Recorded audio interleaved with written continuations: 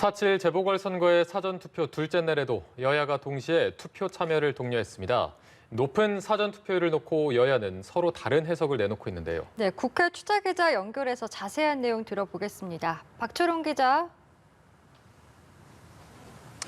네, 역대 보궐선거는 사전투표율이 낮은 편이었는데 이번에는 이례적입니다.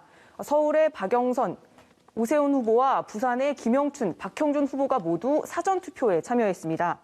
사전투표 첫날 투표율이 10%에 가깝자 아침부터 여야가 동시에 투표 독려 메시지를 냈습니다. 민주당은 여론조사 열세로 위기감을 느낀 지지층이 속속 사전투표에 나서는 거라고 판단하고 있는데 오늘은 사전투표로 박영선, 김영춘 후보를 지켜달라고 호소했습니다. 상대편 후보에 대해선 비리와 특혜, 거짓을 덮기 위해 임기 1년여간 행정력을 낭비할 후보들이라며 내곡동 땅 의혹과 LCT 특혜 분양 의혹으로 얼룩진 국민의힘 후보에게 희망을 기대하는 건 어불성설이라고 했습니다. 민주당은 주요 지지층인 40, 50대 결집에 사활을 걸고 있는데요. 본투표율이 평일이기 때문에 오늘 사전투표율이 높으면 유리한 걸로 보고 있습니다. 국민의힘은 과거 말고 미래에 투표하라며 정권 심판 투표를 독려했습니다. 이번 서울, 부산 보궐선거가 박원순, 오거돈 전 시장의 성추문으로 열리는 점을 상기시키기 위해 가해자 말고 피해자에 투표해달라고 강조했습니다. 최근 2030 세대에서 정권 심판 정서가 부각된 점을 노린 메시지로 보입니다.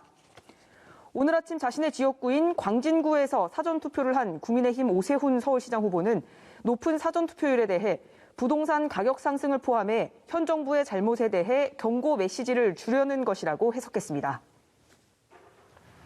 네, 이제 선거를 나흘 앞두고 여야의 유세전 더욱 뜨거워지고 있습니다. 서울시장 후보들은 오늘 대학가와 터미널 또 시장을 누비며 지지를 호소하는데요.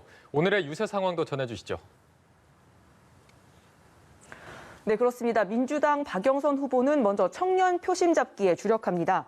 성북구에 있는 청년주택 방문으로 첫 일정을 시작하고 사회적 경제 청년 기업들과 간담회를 했습니다. 오후에는 건대와 신촌 등 대학가에서 집중 유세를 벌입니다.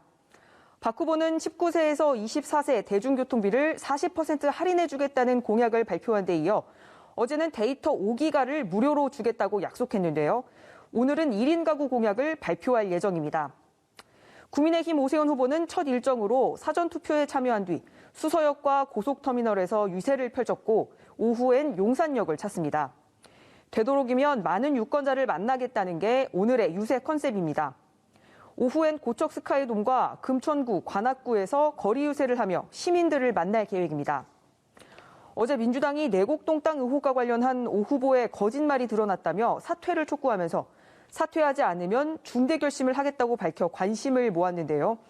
오 후보는 민주당의 주장은 사실이 아니고 중대 결심이 무엇인지에 대해선 특별히 관심이 없다고 밝힌 뒤 유세를 이어가는 중입니다.